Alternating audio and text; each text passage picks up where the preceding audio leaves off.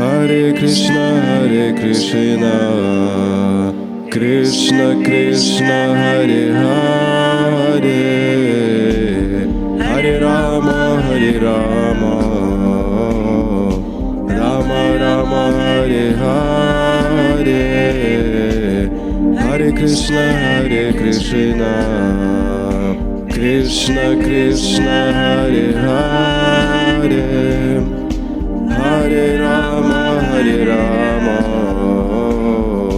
Rama Rama, Hare Hare, Hare Krishna,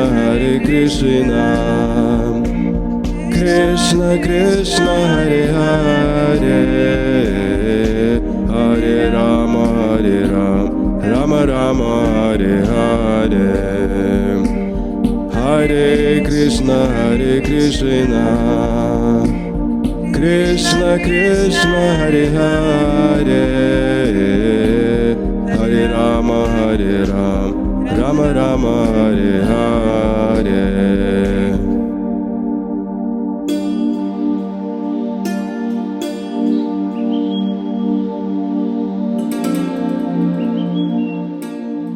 Hare Krishna, today our 2019 parikrama party has come to a very special, a very unique village in Vrindavan. I'm not sure that many ISKCON devotees know about this place. Perhaps the Braj Mandal parikrama party comes here, I'm not sure, but this is certainly a very, very unique place. This is the village of Phalein. It's a good hour-and-a-half drive from Vrindavan proper. This is the place where the Brajabasis honor the faith, the devotion, and the love of Prahlada Maharaj. It's interesting. We know that Prahlada Maharaj is a Vaikuntha-vasi. He's a devotee of Lord Nrsingadev, and he resides eternally in Vaikuntha with Lord Nrsingadev. We know the mood in Vaikuntha in general is one of Aishvarya Bhav, or one of awe and reverence. And the topmost planet in the spiritual world is Goloka Vrindavan, where there's the spontaneous love of the residents of Vrindavan for Lord Krishna. They wrestle with Krishna, they dance with Krishna, they eat with Krishna, etc. So it's interesting that the residents of Vrindavan here, in Gokul Vrindavan, they have so much appreciation for Prahlada Maharaj. Again, it's because Prahlada Maharaj's love and devotion and surrender to the Lord, to Vishnu, or to Krishna, specifically to Lord Nrsingadev. And they honor Prahlada Maharaj once a year here in this town. There's a big ceremony where they remember the pastime of the sister of Hiranyakasipu. Her name was Holika. We all know that Hiranyakasipu, he was the greatest asura of all time, but the irony of life is such that his son was the best devotee of all time, you could say. An interesting comparison. The greatest asura living with the greatest devotee. There's many reasons for that, but we can get an idea who we want to follow, which path we want to follow, the path of Hiranyakasipu or the illustrious path of Prahlada Maharaj. But we know the story in the 7th canto of Srimad Bhagavatam, that because Prahlada Maharaj was a devotee of Lord Vishnu, and Lord Vishnu was the enemy of Hiranyakasipu, it got to the point where Hiranyakasipu wanted to kill his own son. Hard to imagine, but he wanted to kill his own son. So he tried in so many ways. He threw Prahlada Maharaj off a cliff. He had him trampled by elephants. He threw him in a pit of snakes. He poisoned him. But it wasn't possible to kill Prahlada Maharaj because he's a devotee of the Lord. Rakhe Krishna Marike, Mari Krishna Rakhe. We say in Bengali that if Krishna wants to kill a devotee, no one can save him. And if Krishna wants to save a devotee, no one can kill him. And that's demonstrated perfectly in this pastime of Prahlada Maharaj. Hiranyakasipu wanted to kill him, but he just couldn't because Prahlada was protected by Lord Vishnu. And actually that protection's not given just to pure devotees. The Lord also offers his protection, his mercy, to even aspiring devotees. There's the famous verse in the Bhagavad Gita, Sarva Dharmam Parityajya Mamekam Saranam Braja. Krishna says to aspiring people who are thinking about becoming devotees, just abandon all dharma, material dharma, and surrender to me, Sanatana Dharma. And what will happen? I'll protect you from all sinful reactions. So the Lord's not speaking to pure devotees, Nitya Siddhas, or Sadhan Siddhas. It's appealing to young devotees. So the Lord's protection is there for everyone. So this pastime is very inspiring, actually. Hiranyakasipu couldn't kill Prahlada Maharaja, so he was thinking more and more, how to do this. He's my enemy, he's a devotee of Vishnu, he's preaching Krishna consciousness into schools, and making all the little demons devotees. It was infuriating him. So he thought, one last resort. I will go to Lord Shiva, Hiranyakasipu was thinking. This is described by our acharyas. And I will ask him for the ultimate destructive force. What is the ultimate destructive force? It's fire. At the time of devastation, when the creation is a partial devastation, you could say there's a devastation and it happens again and again. Creation, destruction, etc. Lord Shiva, to destroy the cosmos, he does a special dance. And he has a drum. We've seen this drum in India, the Shiva Bhaktas have it. Makes a noise like that. He dances with this drum, and so much friction is created, everything's destroyed by fire. So Hiranyakasipu, he went to Lord Shiva and he asked, can I borrow that ultimate destructive force, that fire, the fire of annihilation, the time of annihilation? And Lord Shiva is Ashutosh, he's easily pleased and easily displeased. He has this thankless task of giving boons to the demons.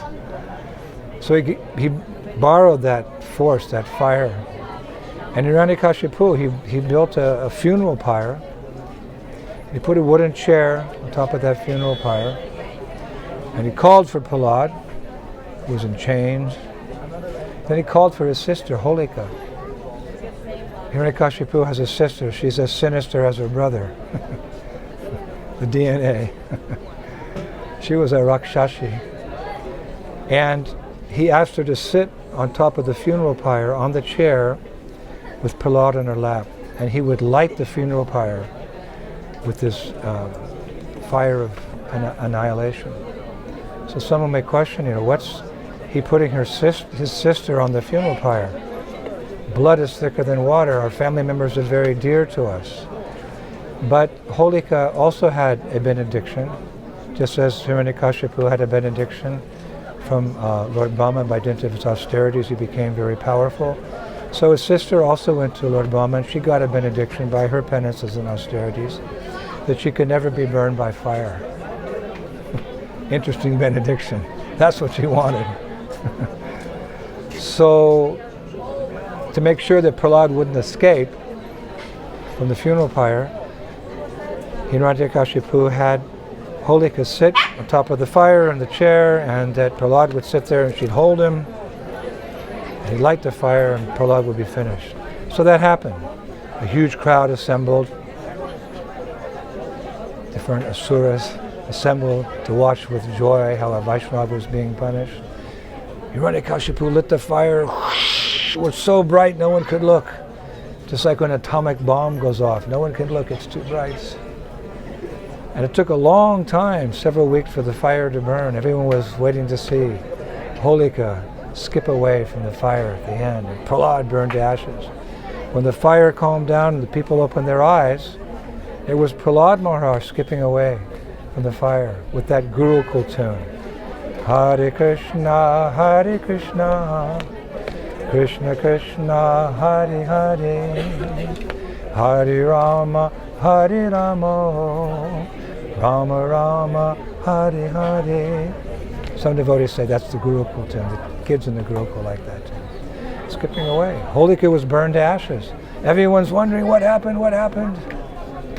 But our acharyas, they explain that the boon that Holika received from Lord Brahma, she could never be burnt by fire. It was cancelled because of Vaishnava Aparat. Not just Vaishnava Aparat, but Vaishnava Aparat to a devotee of the character of Prahlada Maharaj, who's one of the 12 Mahajans. Such a sweet devotee with so much faith in Krishna, so much love for Krishna. The boon was cancelled. There's many things to be learned by one singular pastime. Many things, different angles we can study and speak about and benefit from. So this is a warning. Don't commit Vaishnava aparat.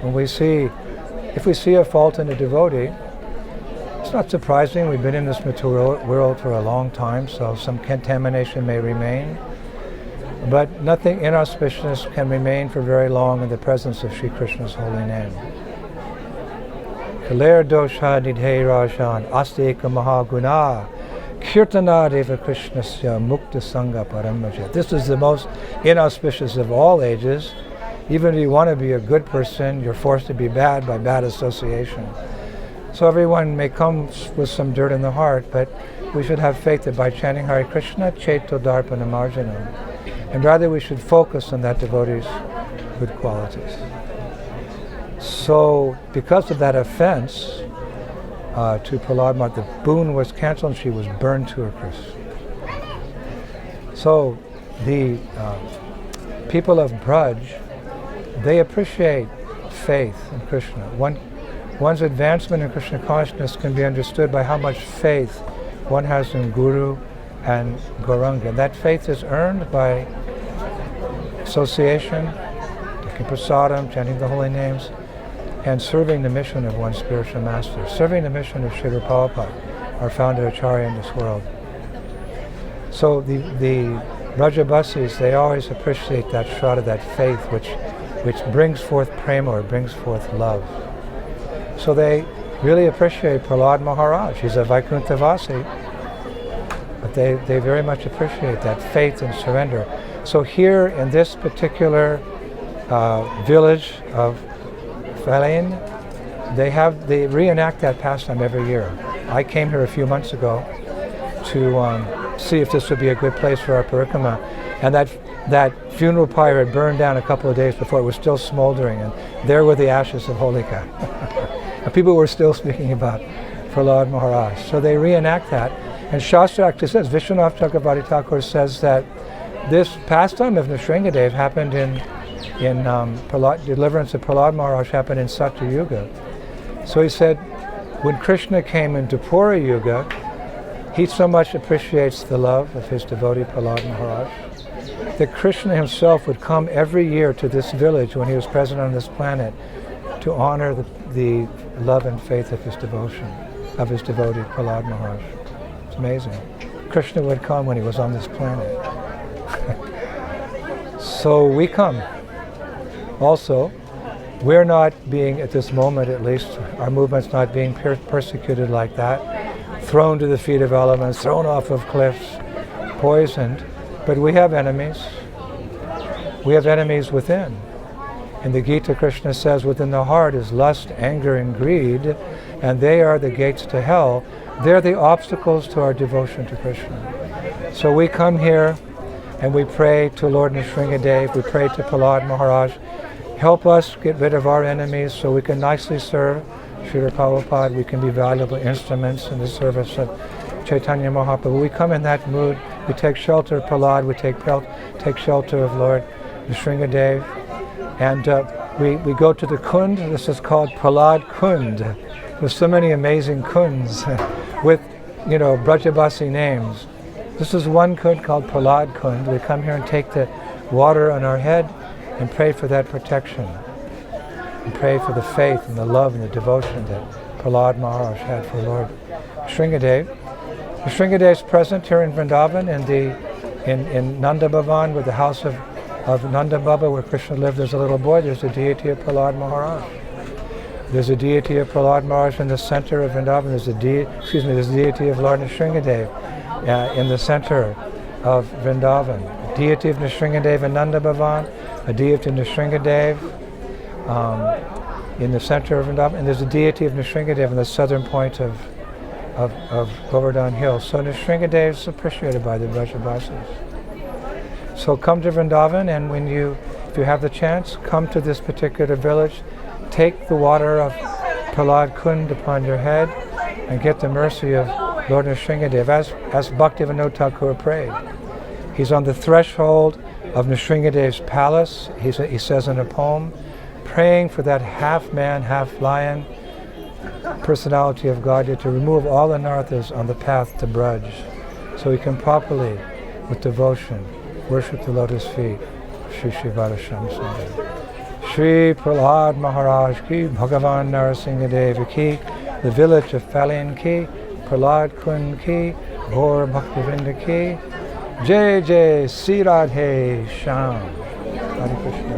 Hare Krishna, Hare Krishna, Krishna Krishna, Hare Hare, Hare Rama, Hare Rama, Rama Rama, Hare Hare.